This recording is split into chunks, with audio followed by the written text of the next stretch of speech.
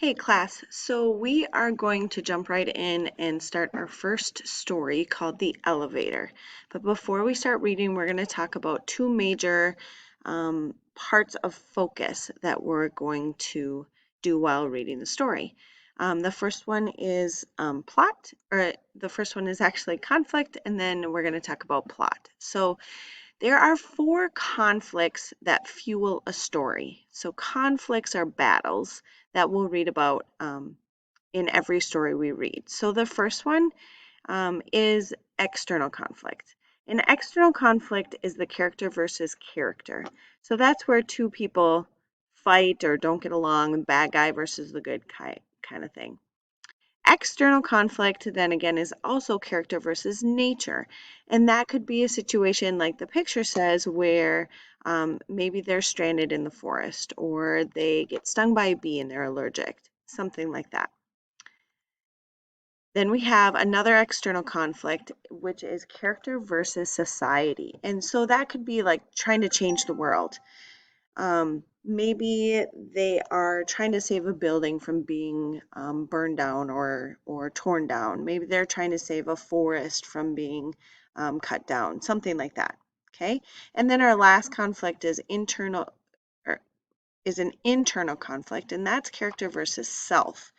So that might be something that the character is going through just by themselves. So maybe they want to confront a bully, but don't know if they should, confront them or be quiet. Or maybe they're, you know, uh, having a struggle to make the right choice in another way, maybe a college choice, or maybe whether or not to get the job that they want versus the job that their family wants them to get, something like that. Okay, so those are the types of conflict. Notice that there's three different external conflicts, and then there's one internal conflict.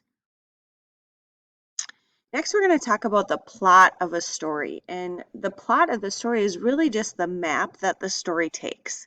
Okay, and every story pretty much has the same map. So we've got the beginning, the middle, and end. Okay, and within the beginning, middle, and end, there's different types of stages. So we're going to talk about that.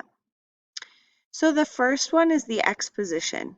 Okay, the exposition really just introduces the story, introduces the characters, the setting, sometimes gives you a little bit of background information on what the conflicts are in the story. Okay. Then we've got the rising action, and that kind of builds the story. That's where things start to get really, really good. That's where you start to get hooked on the book. Okay, so the tensions build, the conflicts really rise, and it's kind of the major part of the story. It's where you can't put the book down.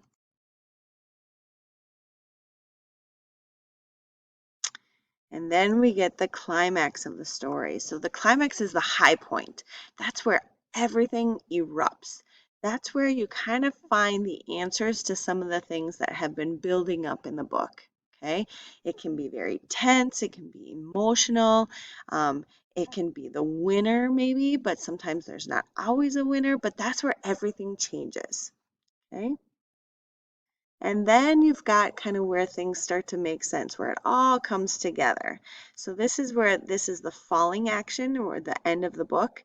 So the falling actions, it kind of cleans things up. It helps you answer all the questions that you've had throughout the story. And then the end, the resolution. So the reader may have some type of closure, maybe asked, what do you think is going to happen next? Maybe that it's a trilogy and you need to start reading the next book to figure out what's going to happen next. But this is the end of the book or the resolution. And that's all we're going to talk about today. Tomorrow we're going to talk about some vocabulary words in the story, The Elevator. So that is it for now.